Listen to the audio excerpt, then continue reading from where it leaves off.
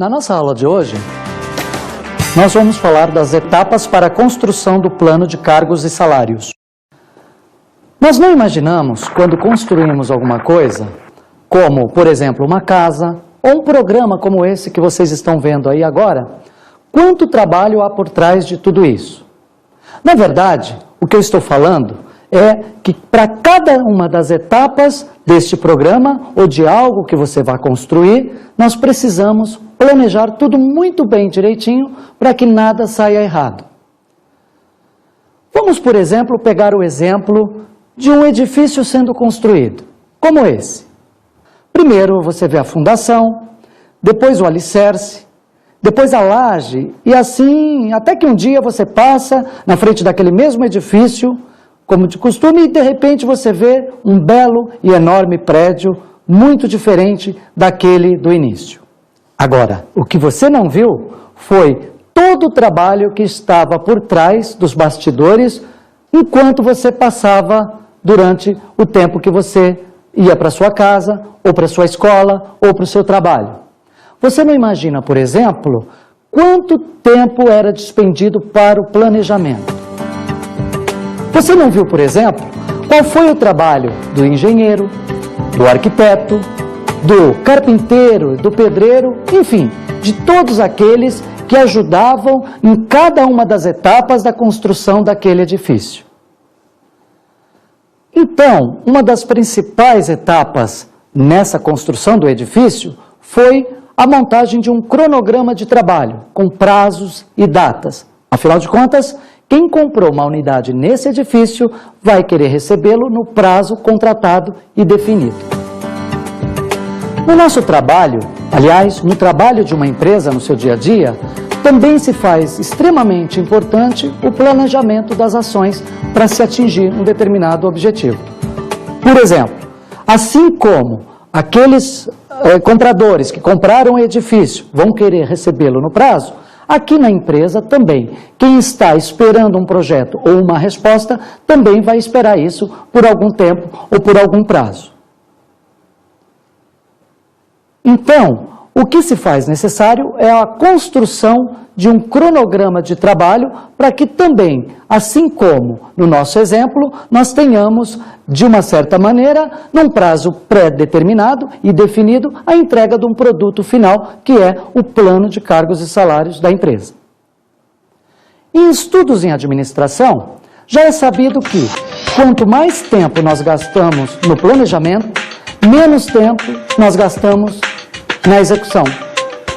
Isso é óbvio, porque uma vez que eu tenho um tempo maior para planejar, para estabelecer os prazos, para definir quais serão as equipes que trabalharão naquele determinado projeto, ou quanto eu vou gastar naquele determinado projeto, na hora que eu vou fazer o projeto ou pôr a mão na massa, eu vou ter uma possibilidade maior de definir cada uma das etapas de acordo com o tempo pré-estabelecido ou estabelecido anteriormente no nosso planejamento.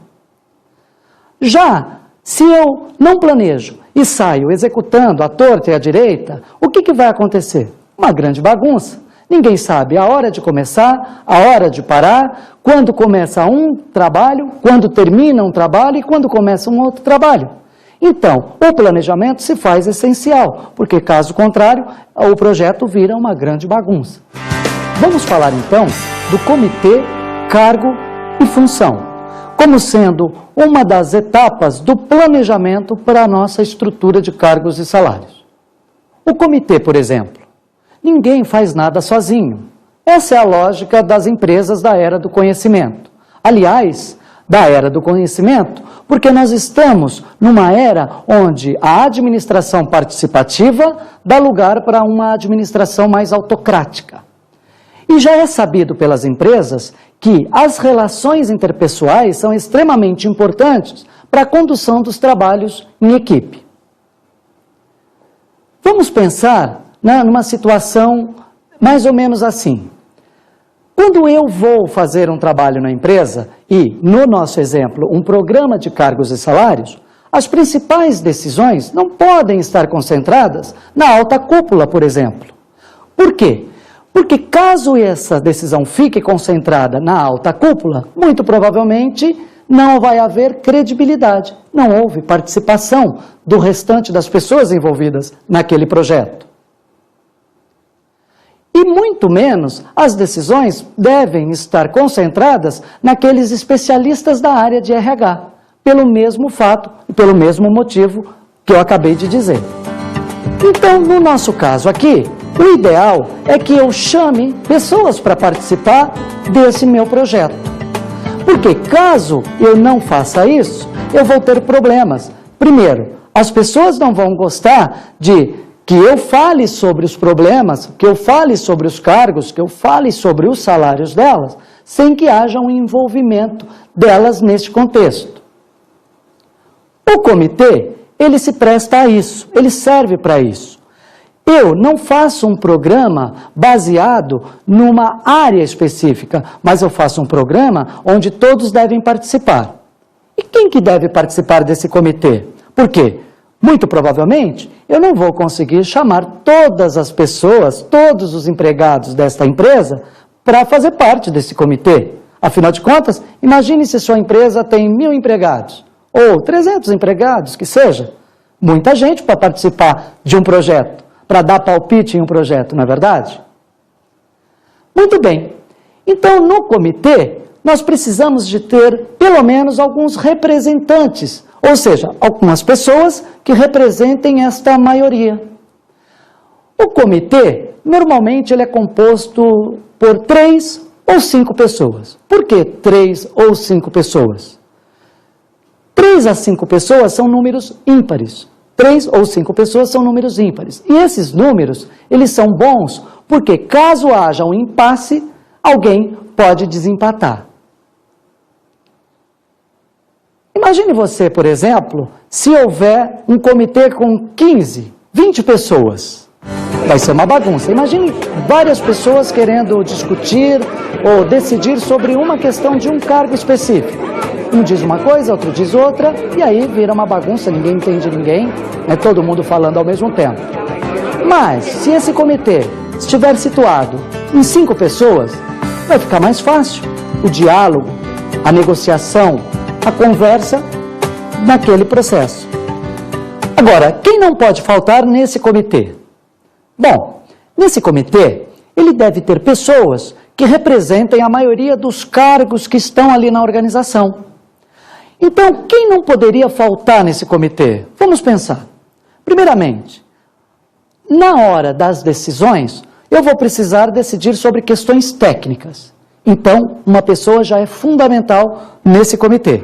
Um representante da área de recursos humanos ou da área de cargos e salários, pois eles detêm o conhecimento técnico e a condução e sabem conduzir esse processo junto às demais pessoas. Outra pessoa que não pode faltar nesse comitê é o gerente de área. E principalmente o gerente daquela área que está sendo representada naquele momento, ou que está sendo discutida naquele momento, de uma avaliação, ou de um posicionamento, ou de uma tarefa específica com relação a cargos daquela área. Esse gerente não pode faltar. Por quê? Porque ele detém o conhecimento técnico e específico daquela área, ou o engenheiro da área, ou o gerente de manutenção, porque está sendo observado e sendo discutido os cargos da área de manutenção, ou seja lá qual for o cargo, eu preciso que tenha um representante desta área no comitê. Eu também posso ter nesse comitê um representante dos empregados, não especificamente de uma área ou de um departamento, mas que seja um representante que represente, de uma maneira geral, os empregados da organização como um todo. Para observar se está sendo verídico, se não tem havido nenhum problema ali nas avaliações. Agora, uma outra questão fundamental dentro do nosso projeto é a distinção que nós temos que fazer entre duas coisas, entre cargo e entre função. Um cargo e uma função são diferentes. Imagine vocês uma situação, eu quero promover alguém na minha empresa ou no meu departamento, eu sou gerente de um departamento e quero promover alguém. Normalmente eu digo assim, olha, vamos falar com o gerente de recursos humanos? Muito bem, eu não disse eu vou falar com o Carlos ou eu vou falar com o Joaquim, eu vou falar com o gerente de recursos humanos. Agora, a função está relacionado ao quê? Nesse mesmo exemplo que eu acabei de passar para vocês, eu posso dizer, o gerente de recursos humanos descreveu corretamente o cargo para que a gente faça a promoção? Veja que existem duas diferenças nesse contexto. Eu estou me referindo ao cargo, ou seja, ao gerente de recursos humanos. E no outro exemplo, eu estou me referindo a uma tarefa, o descrever o cargo para promover alguém. É uma tarefa. Então, neste caso, o cargo está relacionado com o indivíduo. Já a função está relacionada com as tarefas e com as atribuições deste indivíduo, ou que esse indivíduo tem em função do seu cargo. Etapas do plano de cargos e salários. No início, nós falamos sobre planejamento. E a ideia agora é que a gente discuta quais são as principais etapas dentro desse planejamento que vão nos auxiliar na construção do plano de cargos e salários. Normalmente, as empresas constroem os planos de cargos e salários por etapas, por partes, uma a uma. E o importante aqui é entender que cada uma das etapas da construção do plano de cargos e salários é dependente uma da outra, ou seja, uma é pré-requisito para a outra. Isso quer dizer o seguinte, que não adianta eu começar uma estrutura de cargos e salários montando a tabela salarial. Essa é uma etapa que está lá na frente, quase no final da construção do plano de cargos e salários. A ideia é que eu comece olhando para a minha empresa, olhando para quais as etapas que são mais importantes uma frente à outra. Pois uma, sendo construída passo a passo, vai me alimentar uma segunda etapa, uma terceira, uma quarta e assim sucessivamente, até que eu chegue na construção da tabela salarial e na definição das políticas salariais. As etapas, normalmente, se situam entre 7 e 9 etapas. Isso vai depender muito da empresa e de como ela vai conduzir esse processo de estrutura de cargos e salários dentro da empresa. No entanto, o importante é entender assim, que não dá para eu diminuir essas etapas ou aumentar muito essas etapas. De uma certa maneira, elas se situam entre 7 ou 9. Eu posso, de uma certa maneira, juntar duas etapas, ou a 7 a 8, ou a 9 a 10, mas mais para o final da montagem do plano. O ideal é que eu siga uma ordem. Agora, uma construção de um plano de cargos e salários com menos de 6 etapas, e essas etapas nós vamos discutir, é meio difícil, é meio inviável. E ela é meio inviável exatamente por quê? Porque caso eu defina que eu vá construir um programa, um projeto de cargos e salários baseado em 3 etapas, ou seja, eu descrevo os cargos, eu analiso os cargos e eu faço a montagem da tabela salarial e paro por aí, 3 etapas.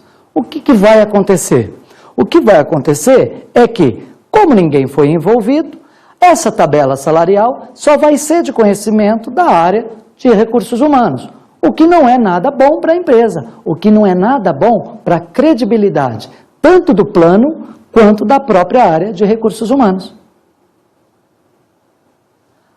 Então vamos falar um pouco sobre as etapas de construção do plano de cargos e salários. Quais são as principais etapas?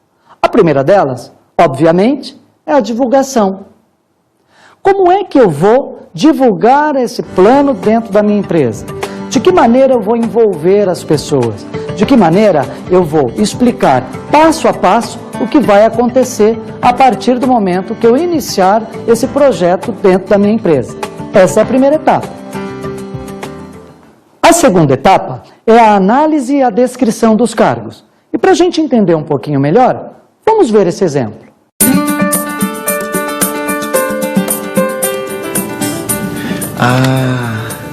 Então essa pesquisa é para sabermos o que cada um dos funcionários faz, é isso? Quase isso.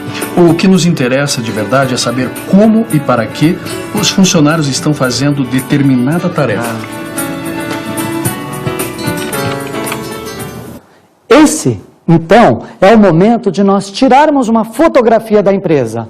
Ou seja, quando eu tiro uma fotografia da empresa, na verdade, eu quero saber como ela está naquele momento, naquela foto, como ela saiu naquela foto. É o momento de eu conhecer os cargos dentro da minha organização e saber exatamente o que cada um deles faz. A terceira etapa é a avaliação dos cargos propriamente dita.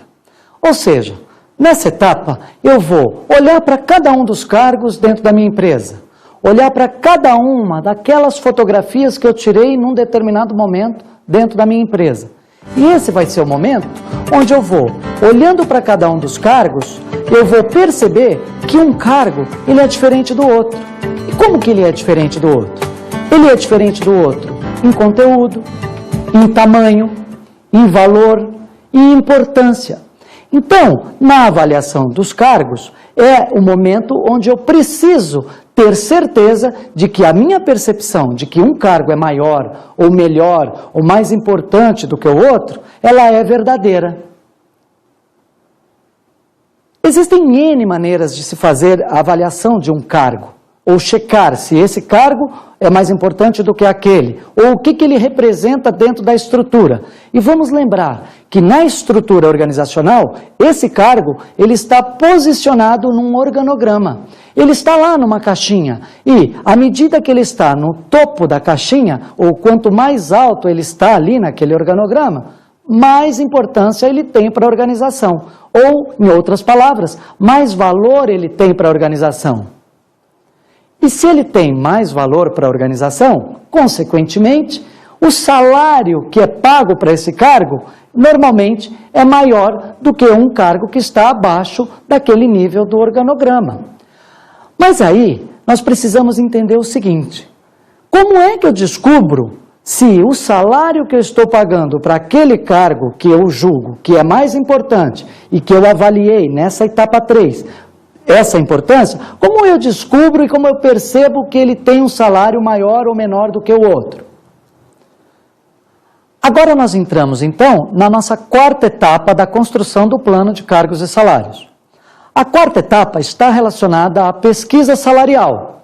E a pesquisa salarial é importante nessa etapa exatamente porque é ela que vai me responder se o que eu estou pagando ou o salário que eu devo pagar para esse cargo que eu julgo que é mais importante do que esse outro que está abaixo no organograma, ele se complementa no mercado ou ele aparece no mercado como sendo mais importante ou menos importante do que esse cargo.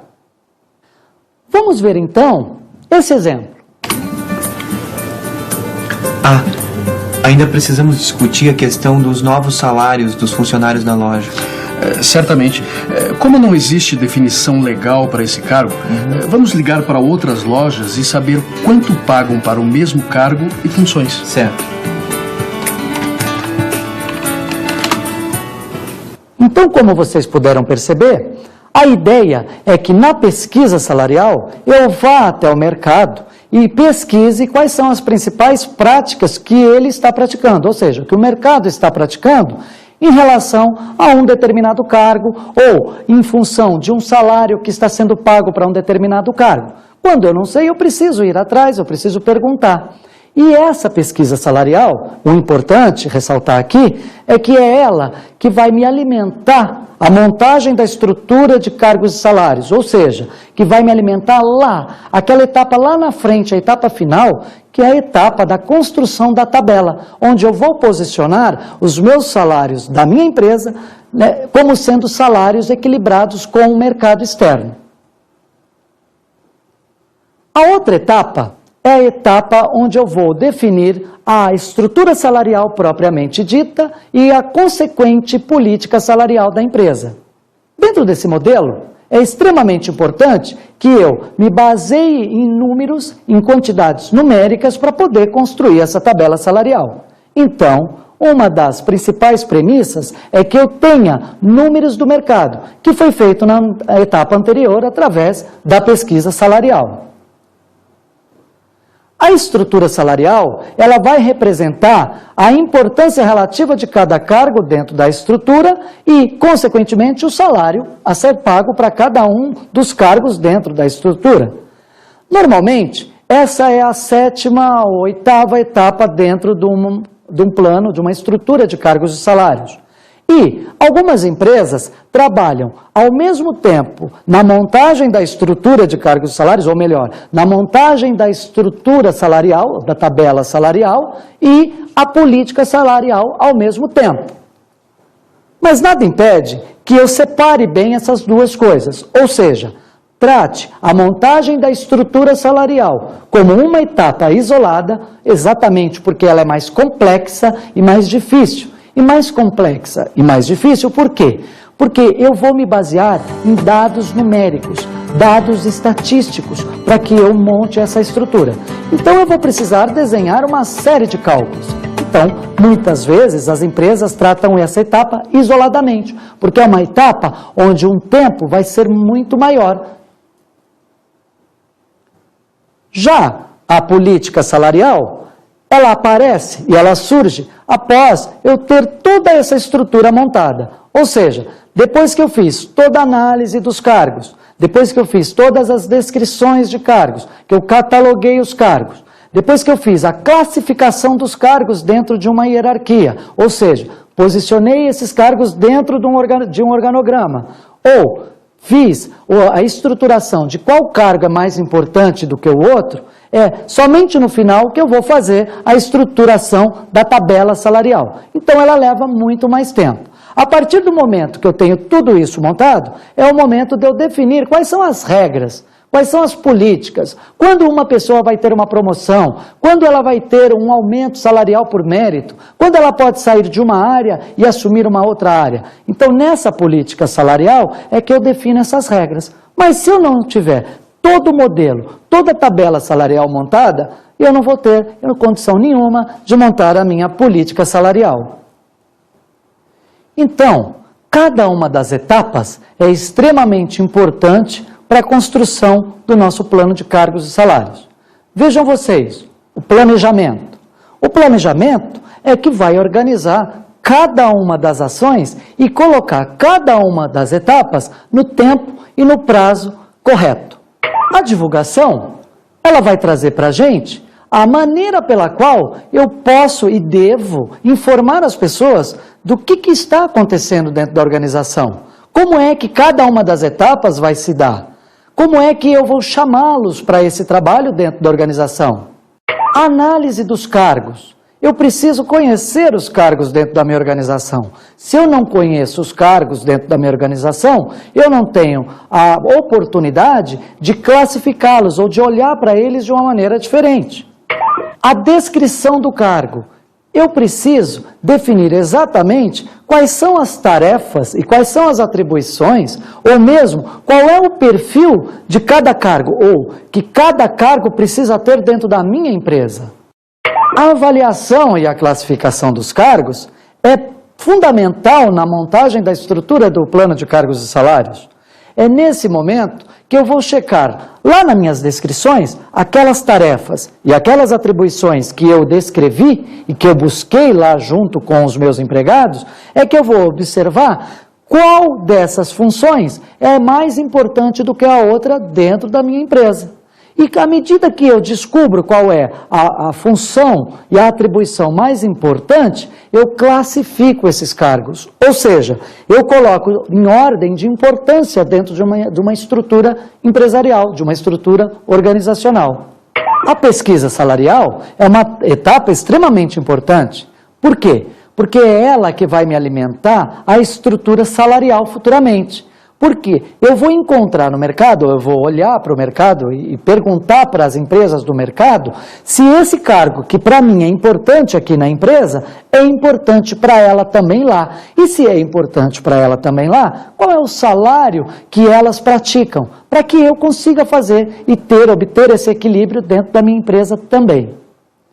Finalmente, o que nós temos é a montagem da estrutura salarial, ou seja, todas essas outras etapas acabam canalizando para essa estrutura salarial. Assim como eu disse anteriormente, O que é mais importante? Que etapa é mais importante? Nenhuma etapa é mais importante do que a outra. Algumas são fundamentais, pois, por exemplo, sem as descrições de cargo, eu não consigo entender que importância que tem determinado cargo na minha estrutura. Agora, no momento da estrutura salarial, todas essas etapas, elas devem estar totalmente formatadas e corroboradas junto com o nosso comitê. A política salarial, ela é algo muito particular de uma empresa. Por quê? Eu posso decidir dentro da minha empresa se eu implanto uma política salarial ou se eu não implanto uma política salarial.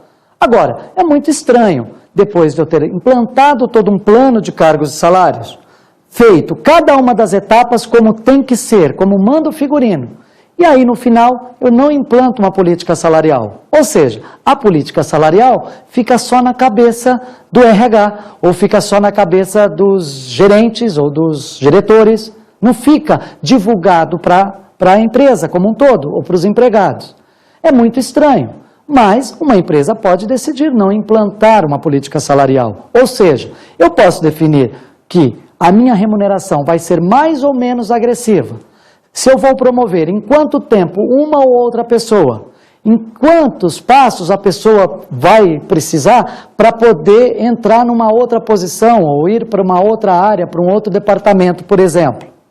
Então, a política salarial, ela é muito particular. Ela traz a possibilidade de estabelecer para a empresa algumas regras. E as regras, de uma certa maneira, do ponto de vista de política salarial, ela é extremamente importante. Por quê? Porque ela estabelece prazos. Quando é que uma pessoa pode ser promovida? Outra, quando é que uma pessoa pode ter um aumento salarial por mérito?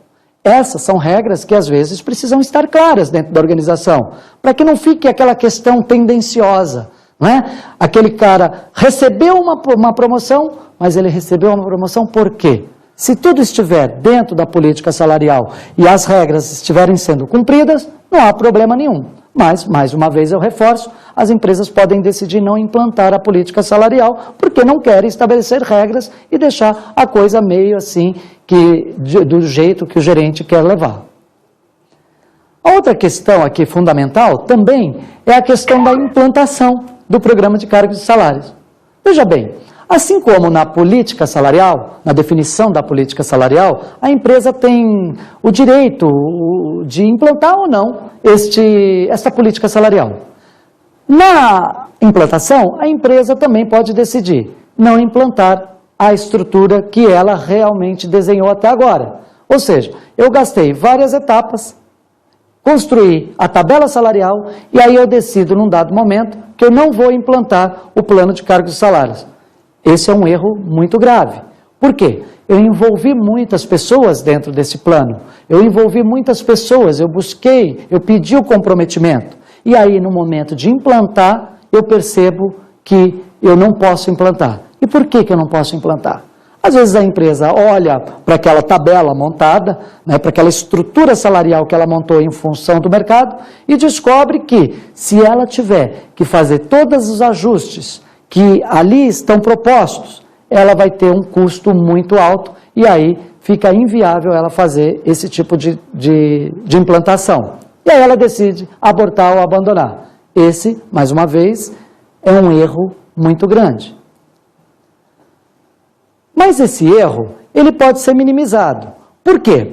A empresa pode, de uma certa maneira, implantar sim o plano, mesmo percebendo que ela tem algumas coisas que ela não vai poder fazer nesse momento. Então, a ideia aqui na implantação é que ela faça um planejamento. Mais uma vez, a gente volta para a etapa de planejamento. Ou seja, a partir do momento que eu montei a minha estrutura salarial, que eu montei a minha tabela salarial, eu posso, de uma certa maneira, definir prioridades. Quais são as minhas prioridades dentro dessa estrutura salarial? Quais são as minhas prioridades em relação a esses cargos? Eu tenho que fazer um ajuste em quase 100% dos cargos. Mas por onde eu começo? Eu posso começar por onde é mais importante. Onde é que eu preciso estar mais agressivo? Onde é que eu tenho mais dificuldades de encontrar pessoas ou buscar pessoas no mercado? Onde é que eu tenho dificuldade de produtividade? E onde é que eu tenho um turnover muito alto, ou seja, uma rotatividade muito alta?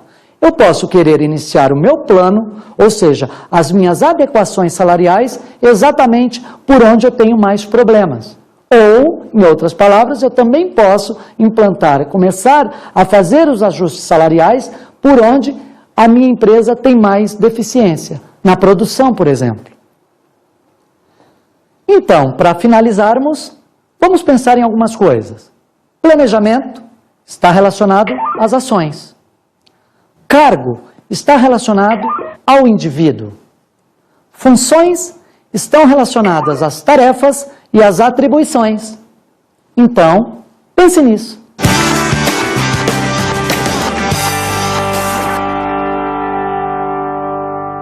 Como dica de estudos, eu deixo para vocês Gestão Empresarial, de Taylor aos Nossos Dias, de Ademir Antônio Ferreira, Ana Carla Fonseca Reis e Maria Isabel Pereira, editora Thomson Pioneira.